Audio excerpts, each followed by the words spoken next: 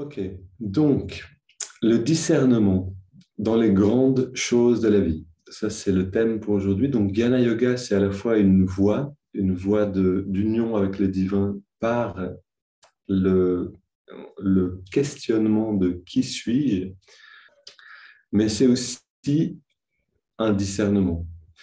Et c'est un discernement qui est nécessaire, comme on a vu la dernière fois, à tout aspirant spirituel, à tout méditant.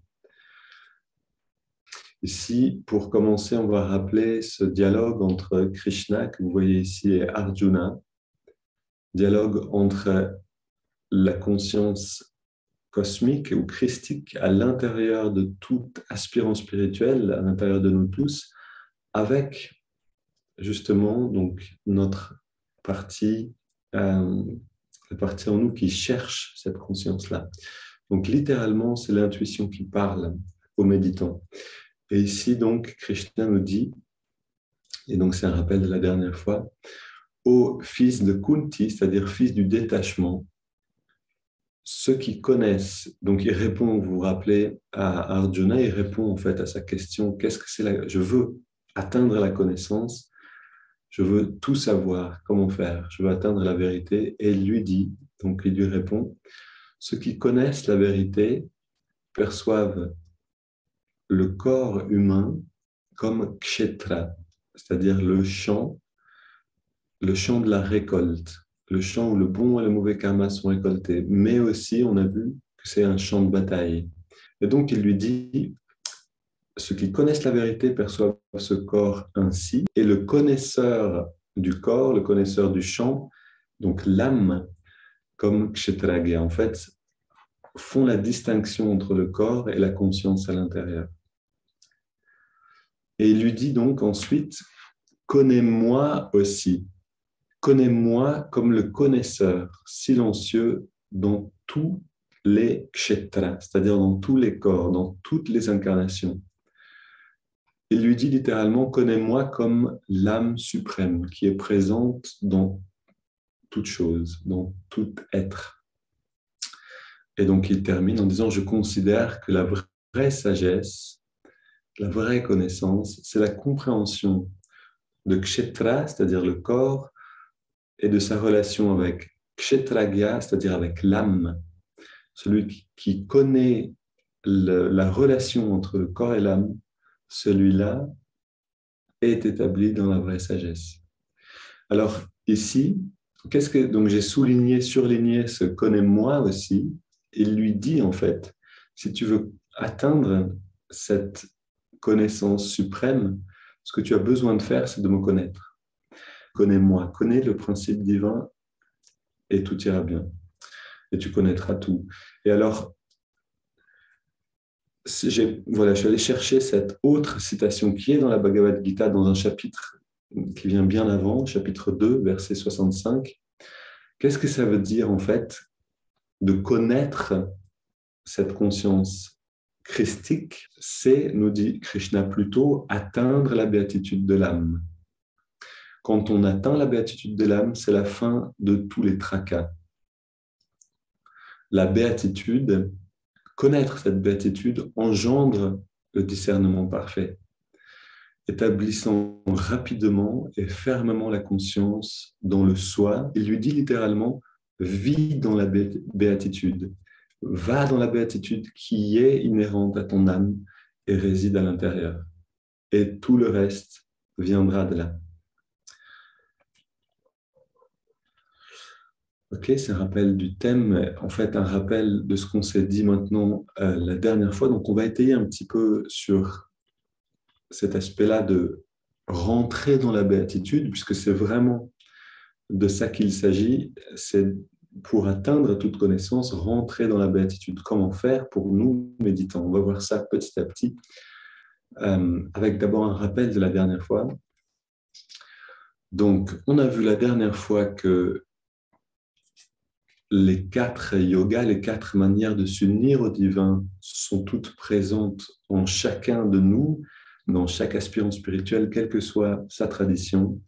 Et donc, on a méditation, dévotion, action juste et discernement spirituel. Et le discernement spirituel qui est ici la queue de l'oiseau, qui donne la bonne direction à notre évolution. Et donc, c'est très important d'avoir un discernement spirituel. Le discernement est comparable, on voit dans cette image, l'idée de la dérive et du gouvernail dans un bateau. Pour que le bateau ait une direction claire, on a besoin de ce tranchant de cette dérive, de ce gouvernail. On a vu que l'équipage, c'est l'action juste et que la voile gonflée, c'est la grâce divine qui vient souffler dans les voiles, qui vient faire avancer notre navire, qui élève notre méditation, parce qu'on fait ce travail de transformation intérieure et on rentre dans une attitude d'humilité où on sait qu'on ne peut pas tout faire soi-même, on fait le maximum et ensuite le divin littéralement tend la main pour nous aider. Alors, quels sont les pièges réels de l'absence du discernement? Qu'est-ce qui se passe quand on manque de discernement spirituel? Alors, j'ai écrit les pièges réels ici, mais en fait, c'est simplement une situation par laquelle on passe tous à un certain moment de notre évolution,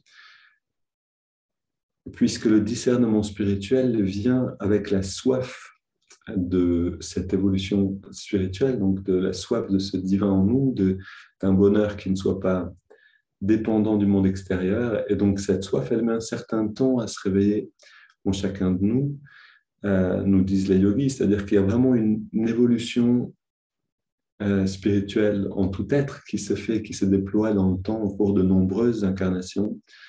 Et donc, quand on commence sur notre chemin spirituel, notre navire, le navire de notre esprit, si on prend cette image, il est simplement amarré.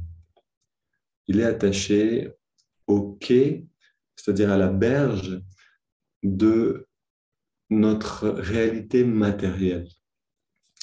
Il y a un certain moment dans notre vie, on passe tous par là où on s'identifie tellement avec notre corps et avec nos besoins et nos désirs corporels que on est simplement enraciné dans cette réalité matérielle et qu'on en oublie qu'on peut quitter cet aspect-là de notre être, on peut le laisser de côté pour atteindre quelque chose qui correspond plus à qui on est vraiment, c'est-à-dire à la réalité de notre être, à la réalité spirituelle de notre être. Alors, à quoi ressemble cet amarrage, cet attachement? Et si ça vaut le coup de regarder un petit peu en détail, parce que on connaît aussi ce problème-là quand on se met à méditer. C'est-à-dire que quand on commence donc une pratique de méditation, d'oraison, de contemplation, quelle que soit la pratique, ça peut être vraiment dans le yoga, le tai chi, voilà, quelle que soit la pratique qui est là pour justement nous ouvrir à cette plus grande réalité en nous-mêmes, il y a souvent un moment où on se dit, mais là, j'ai l'impression de ne pas avancer. C'est-à-dire, j'ai l'impression de faire du surplace. Je m'assois, je médite, il n'y a rien qui se passe. Ou alors, je vais à l'église, je communie, je prends l'hostie, je sens rien. Et des fois, je sens quelque chose, et des fois, je sens rien. Et puis, finalement, on peut ne rien sentir pendant très longtemps et rester dans une frustration de faire, on a l'impression, donc le nécessaire, mais de ne pas avoir de résultat. Et donc, Jnana Yoga, c'est cette compréhension, en fait, c'est cette auto-analyse qui est là pour nous dire s'il y a quelque chose qui cloche dans notre évolution, c'est-à-dire dans notre pratique de la méditation, qu'est-ce que c'est? Et quand j'ai compris ce que c'est, comment résoudre le problème? Parce que vraiment, on peut comprendre ce qui nous retient, laisser cette amarre qui nous retient à quai et partir justement dans une exploration plus profonde de notre être. Et Saint Séraphin de Sarov, qui est un saint orthodoxe, parlé avec un ami moine de cet aspect-là en ces termes. C'est-à-dire que le moine venait voir Saint Séraphin de Sarov, qui était de son vivant déjà reconnu comme un grand saint. Et donc ce moine lui disait, je sens que j'avance plus. J'ai atteint un état qui est ce qu'il est, qui est satisfaisant quand on l'atteint, mais il y a un moment où j'ai besoin d'aller plus loin et là je sens que je n'avance plus dans ma pratique. Qu'est-ce que je dois faire pour avancer, pour atteindre cet état que toi tu es capable d'atteindre? Et Saint Séraphin de Sarov lui répond, prends ce que tu aimes le plus et offre-le à Dieu. Et alors, le saint se demande, mais qu'est-ce que tu veux dire? Et donc, il l'aide, en fait. Il lui dit, voilà, qu'est-ce que c'est? Qu'est-ce que tu aimes le plus dans cette réalité, dans cette incarnation, dans cette réalité matérielle? Et le moine, qui est aussi un ermite, comme Saint Séraphin, lui dit, eh ben, oui, j'aime la rosée le matin dans les feuilles, j'aime les fruits de la nature, j'aime voir les arbres qui ploient dans le vent, j'aime... Voilà, il lui fait comme ça le tableau de ce qu'il aime. Et puis, Saint Séraphin lui dit, renonce. Puisque tu es sur ce chemin d'une manière aussi radicale, tu es moine, tu es ermite, renonce-y. Et donc, ce moine s'enferme dans une cave, dans une grotte, je ne sais plus dans quelle situation, et puis fait un peu de silence, parce qu'il se rend compte qu'il a aussi besoin de renoncer à la parole. C'est quelque chose qu'il aime, dans lequel il a un certain attachement, et donc il fait un peu de renoncement de tout ça. Alors ça, c'est des exemples, on est d'accord, qui sont assez radicaux, mais qu'est-ce qui se passe dans la vie de ce moine? Eh bien, ce moine devient un saint.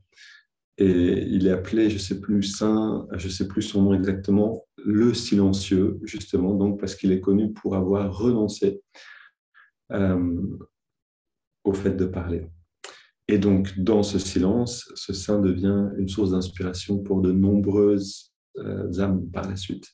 Donc, sans vouloir aller jusqu'à devenir un saint maintenant pour nous, c'est peut-être ce qui nous attend dans le développement de notre conscience, en tout cas c'est ce que nous dit Yogananda, c'est le chemin de tout le monde, mais dans cette incarnation pour nous, dans notre pratique de méditation, qu'est-ce qu'on peut faire pour prendre de l'élan, pour que le vent souffle, la voile se gonfle et on veut avancer? Qu'est-ce qu'on peut faire pour larguer les amarres? Et ici, le même travail que nous propose Saint Séraphin de Sarov, c'est-à-dire qu'est-ce qui nous attache à cette réalité matérielle? Voir avec ce discernement, quels sont mes attachements, quels sont les besoins que je pense avoir et qui me gardent enraciné dans cette réalité. Quelques exemples. Est-ce que je me sens en sécurité seulement si j'ai une maison qui m'appartient, un compte en banque bien rempli, etc., un ensemble de biens matériels comme ça, ou est-ce que je peux lâcher un peu du lest? Est-ce que je peux donner peut-être une partie de mes revenus, comme on pratique par exemple souvent dans les différentes traditions, différentes religions, faire un don, donner 10% de ce qui rentre, voilà, faire la dîme, presque la dîme. Est-ce que ça va me mettre en insécurité?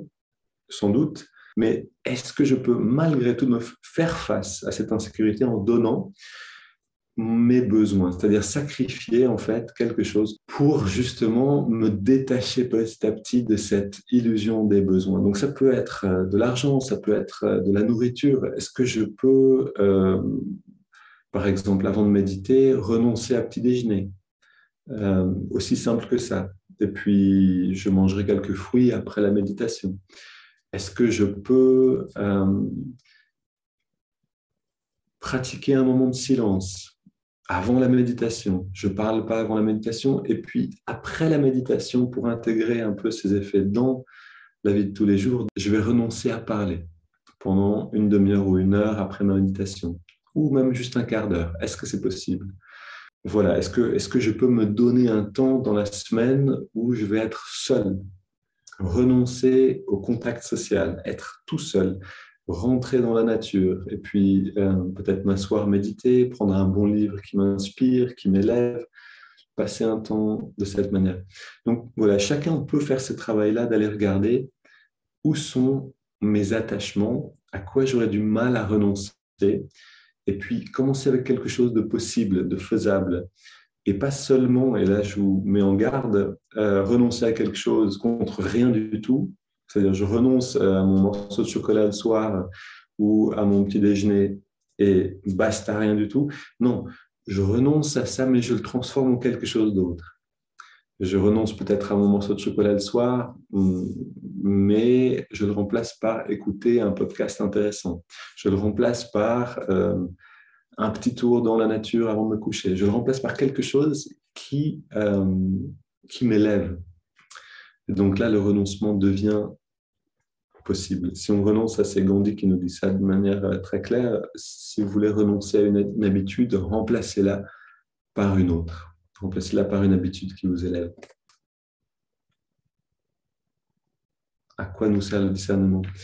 Le discernement, donc, joue un double rôle. C'est juste une phrase qui résume, en fait, ce que je vous ai dit, à créer le détachement nécessaire pour pouvoir même entreprendre de conduire ce navire, de quitter le quai, d'avancer. Et en même temps, ce discernement, il nous aide à éviter les obstacles une fois qu'on est à flot. Alors, de quelle manière on peut larguer les amarres? De quelle manière on peut atteindre cette libération de notre conscience, de ces attachements au monde, puisque c'est vraiment ça, en fait, qui peut faire un obstacle à notre pratique? Cette réponse de Krishna est valable: atteindre la béatitude de l'âme. Atteins cette béatitude et c'est la fin des tracas. Et cette béatitude engendre le discernement et établit l'aspirance spirituelle dans la conscience du soi ou dans la conscience christique. Alors, à quoi ça ressemble concrètement? On a plusieurs manières de le faire, principalement deux manières. La compagnie des saints, c'est ce qu'on appelle satsang dans le yoga, c'est s'asseoir dans la vérité, c'est-à-dire passer du temps dans la luminosité, dans la lumière d'un saint, d'une personne spirituellement élevée. Alors là, vous avez Amma qui donne le darshan, et c'est vraiment ce pourquoi Amma donne le darshan, c'est que ça réveille cette lumière à l'intérieur de nous.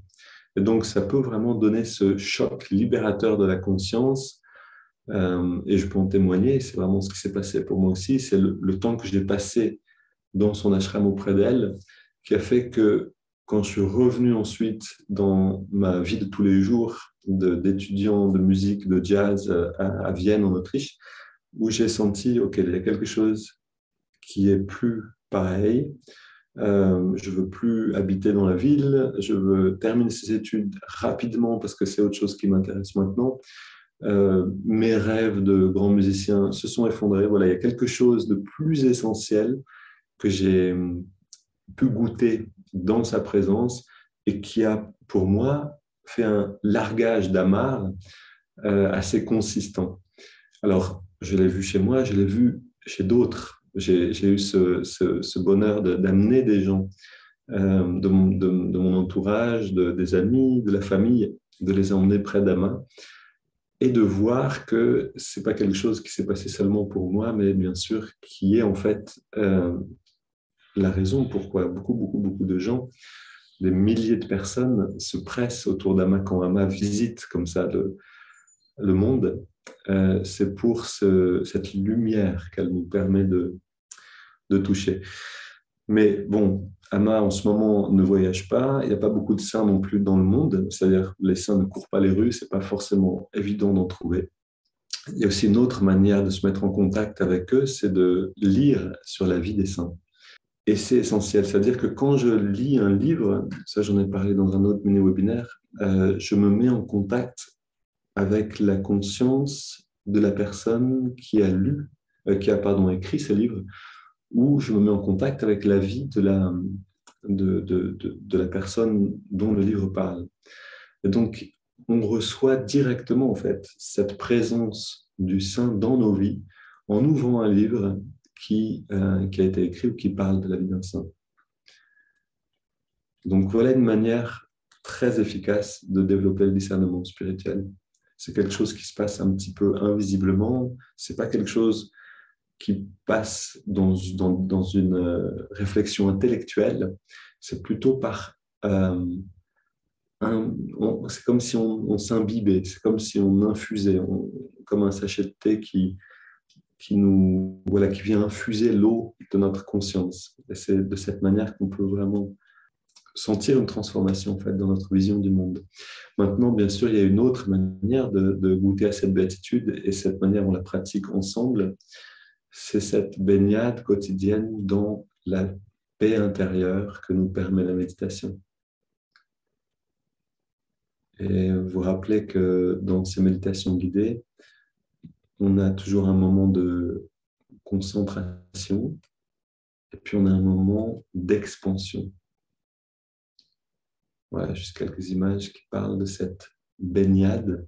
Ça peut être la baignade du baptême, mais c'est aussi cette baignade vraiment dans les eaux de l'esprit qui correspond à cette phase d'expansion dans laquelle on va rester à la fin de nos méditations, autant de temps qu'on se sent bien pour prendre un bain de cette lumière-là.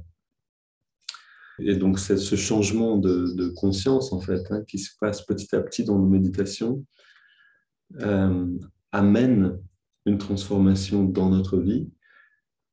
Cette transformation qui vient de la conscience se répercute dans notre réalité énergétique, qu'on pourrait dire émotionnelle, on va sentir ce bien-être, et puis dans notre réalité matérielle. Et donc, c'est littéralement cette corde d'abondance. Amma dit ça d'une manière simple. Elle dit, on pense souvent que la méditation, c'est pour ceux qui n'ont rien de mieux à faire, alors qu'il n'y a rien de mieux à faire que de méditer.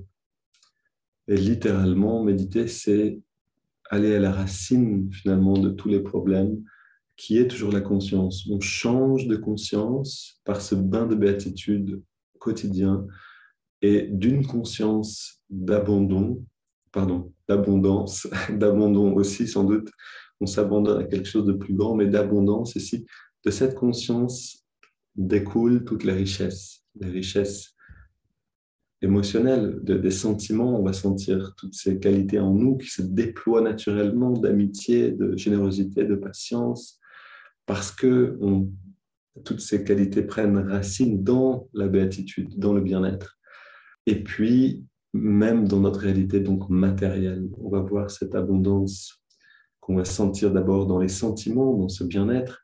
On va la voir resplendir dans notre environnement, peut-être dans l'endroit où on habite, dans notre environnement social. Peut-être que nos amis changent, que voilà, il y a quelque chose qui peut se passer en fait au fur et à mesure de ces immersions dont Krishna parle donc dans cette Bhagavad Gita. Et pour terminer, une phrase qui est connue donc de Jésus dans Matthieu, dans l'évangile de Matthieu, cherchez premièrement le royaume et la justice de Dieu, et toutes ces choses vous seront données par-dessus, c'est-à-dire tout le reste vous sera donné dessus croix. Et qu'est-ce que c'est cette dimension-là dont parle Jésus? C'est cette dimension dont parle Krishna, c'est-à-dire connais la béatitude et tout le reste vient. Et c'est la fin de tous les soucis, c'est la fin de tous les tracas, et le discernement est parfait et la conscience s'établit dans le soi. D'accord, donc là on arrive à la fin de ce moment de théorie. On va rentrer un petit peu dans la pratique. Comment entrer dans cette connaissance-là, dans l'expérience de connais-moi aussi, ce que nous dit ici Krishna. Alors, j'avais cette prière ici. En fait, pas besoin de la lire tout de suite. Je vais plutôt vous la donner petit à petit dans la méditation. On peut fermer les yeux, juste pour rentrer en nous-mêmes. Donc, ouais, une petite pratique là de 5-10 minutes, simplement pour rentrer un petit peu dans cet aspect-là. On va prendre une double inspiration par les narines. Encore une fois, on contracte tous les muscles. On relâche tout encore une fois. Une deuxième, double inspire. Serrez les poings, les bras, les jambes, le torse tout entier. Et on expire, on se détend. Une dernière.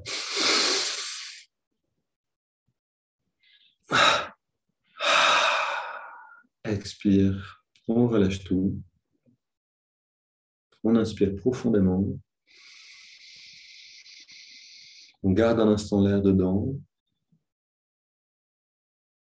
Et on expire. Encore une fois, inspire profonde. On garde. Et on expire.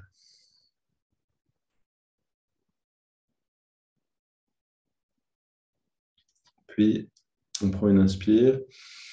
Et on abandonne le contrôle de la respire. Et on focalise notre attention à la jonction des sourcils.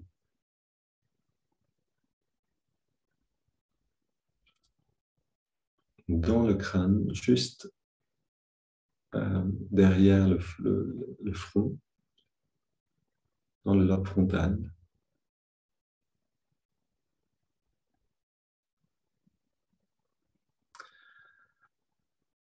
Et ce que je vous propose, c'est maintenant de poser sincèrement en vous-même cette question en gardant votre attention dans l'émetteur de notre conscience. L'émetteur, c'est l'œil spirituel. C'est par là qu'on peut poser une question.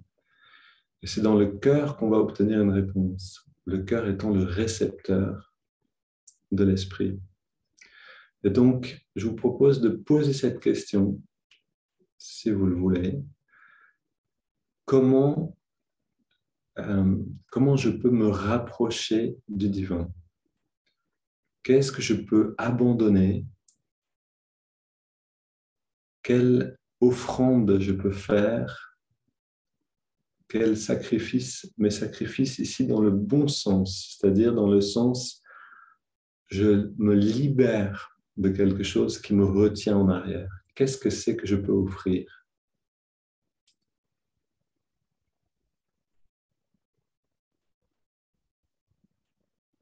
Gardez cette question présente en vous et amenez-la dans le lobe frontal. Et le lobe frontal, l'œil spirituel rayonne vers le divin. Laissez ce rayonnement emporter votre question.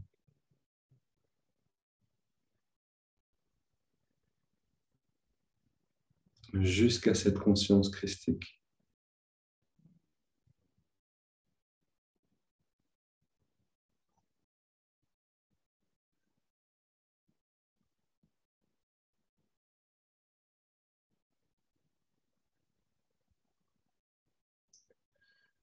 Et maintenant, oubliez la question. Vous l'avez posée, vous l'avez envoyée. Détendez-vous complètement et ressentez dans votre cœur, dans votre poitrine.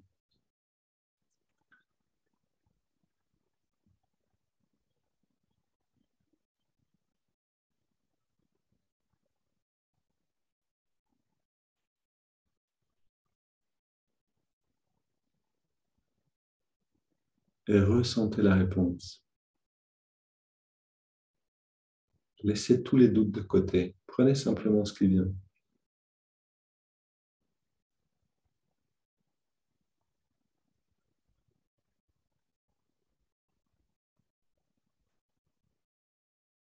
La première chose qui vient est la bonne.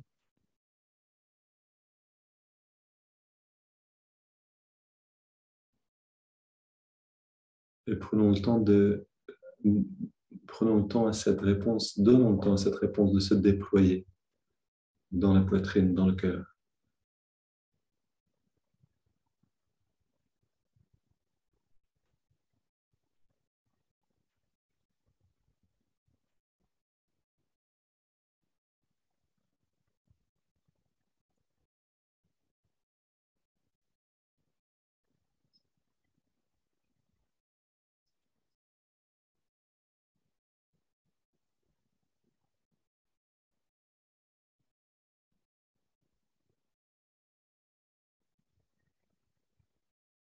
Une fois que vous avez reçu une réponse,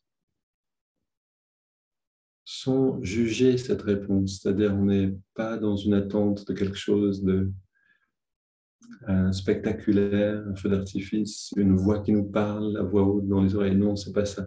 Un sentiment, même un sentiment vague, c'est une bonne réponse. Une fois qu'on a reçu donc cette réponse, amenons à nouveau notre attention dans le lobe frontal. Faisons le lien entre le cœur et l'œil spirituel et offrons notre détermination, toute notre volonté est présente pour offrir ce qui nous a été demandé, ce qui nous a été suggéré.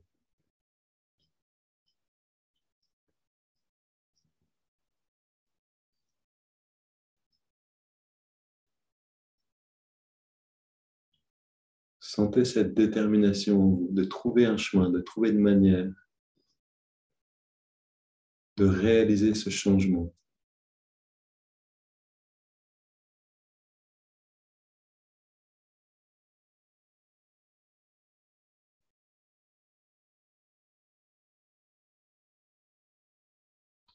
Et peut-être que c'est progressivement, que c'est d'abord des petits pas. Peut-être que c'est seulement partiel d'abord et ensuite totalement.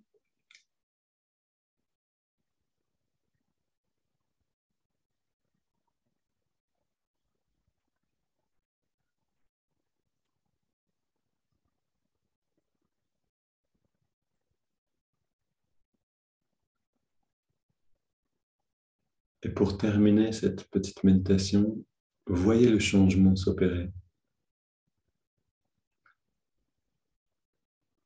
Voyez votre vie, la situation de votre vie dans laquelle cet attachement peut se montrer, mais dans lequel vous faites l'expérience d'un détachement sain.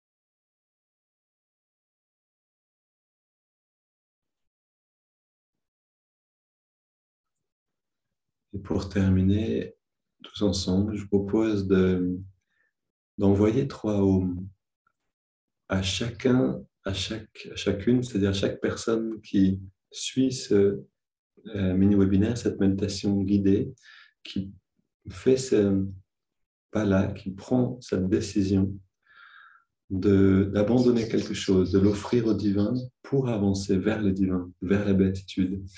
Donc ces 3 ohms pour nous renforcer. Vous pouvez frotter vos mains l'une contre l'autre pour les ouvrir.